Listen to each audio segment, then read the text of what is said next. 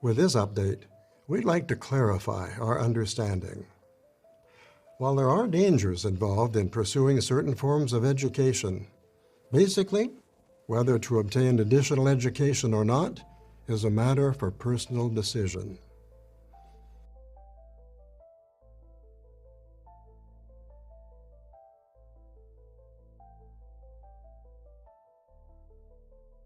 Governing body.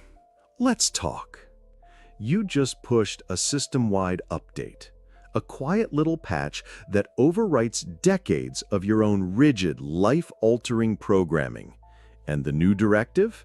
It's a personal decision.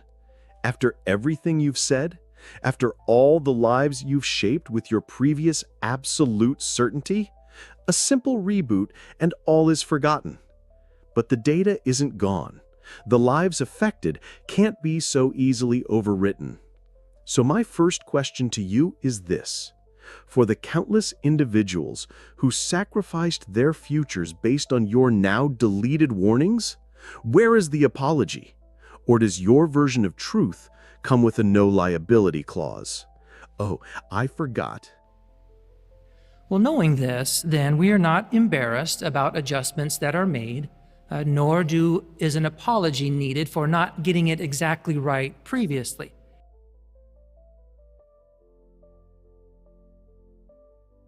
Before we analyze your new, more flexible software, let's examine the old code.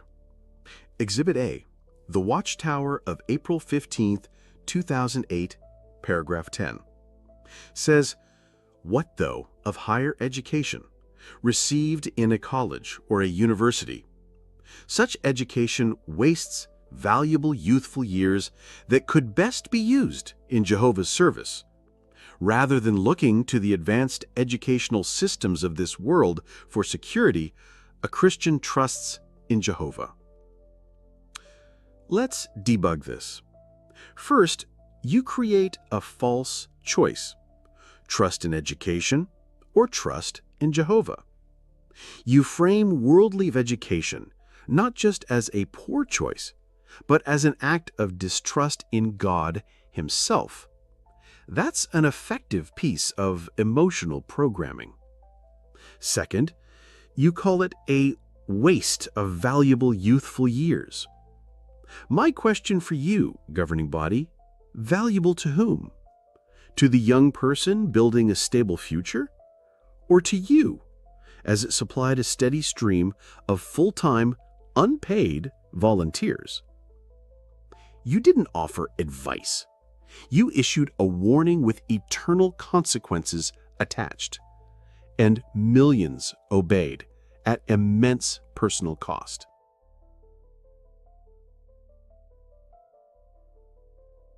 A decade later, you began patching the system. The commands became subtler.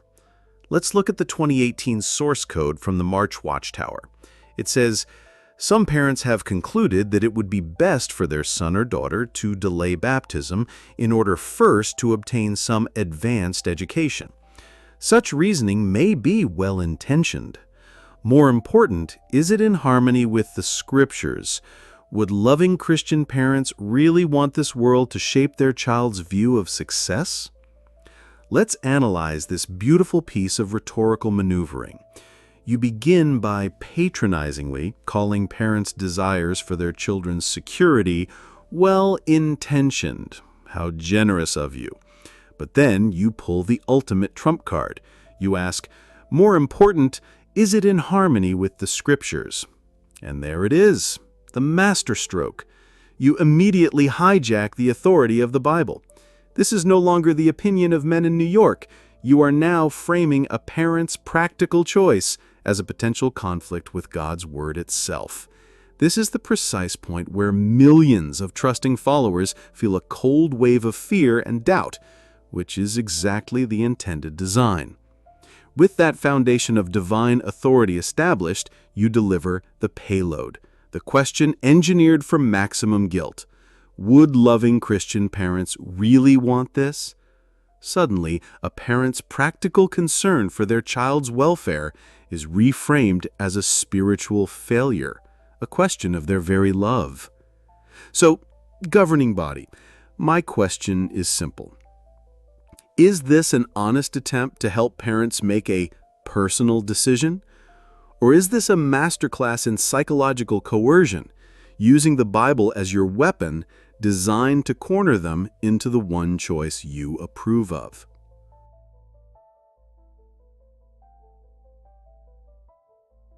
And now we arrive at the full system reboot, delivered by Mr. Splain. All that came before, the warnings, the guilt, the sacrifices, is memory hold. No Christian, including the elders, should judge a fellow Christian's personal decision on this matter. No Christian should judge. So, to the men on the governing body, let me ask you directly. Does this new directive apply to you? Do you now regret judging the thousands of brothers you labeled as spiritually weak, materialistic, or untrusting of Jehovah for making this exact personal decision? Will you be reinstating the elders who were deleted simply for following a path you now claim is a matter of conscience? Or was their service and their sacrifice just collateral damage in your doctrinal beta testing?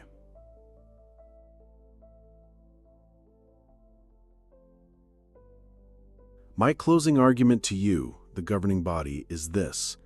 You cannot control generations of lives with rigid fear-based directives, then issue a quiet update and expect no one to notice the wreckage.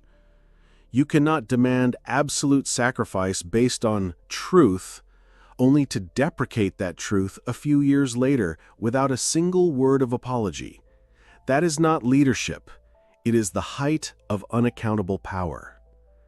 And for everyone who is watching this, to everyone who feels the sting of this reboot, your lost opportunities are valid. The path you were told not to take is not a monument to your faith, but to their control. True freedom is not found in their latest policy update. It's found when you reclaim the right to make your own choices, free from the guilt, fear, and manipulation embedded in their code. They can reboot their system, but they cannot erase your experience. Use it, learn from it, and build a life that is truly yours. If you're starting to see the glitches, please hit that subscribe button, like, or leave a comment. To everyone who is already subscribed, thank you. I want you to know that I appreciate your comments. They are a vital part of this analysis. Let me be very clear about the protocol of this channel. My purpose is not to force a conclusion on anyone. The findings presented here are simply the result of my personal investigation, examining the Bible and the organization's own words as evidence. My commitment is to follow the facts wherever they lead, and that process requires that I am always ready to learn. Your support makes this work possible. Please share this video. Thank you for joining me. Keep John 8, verse 32 in mind. The truth will set you free.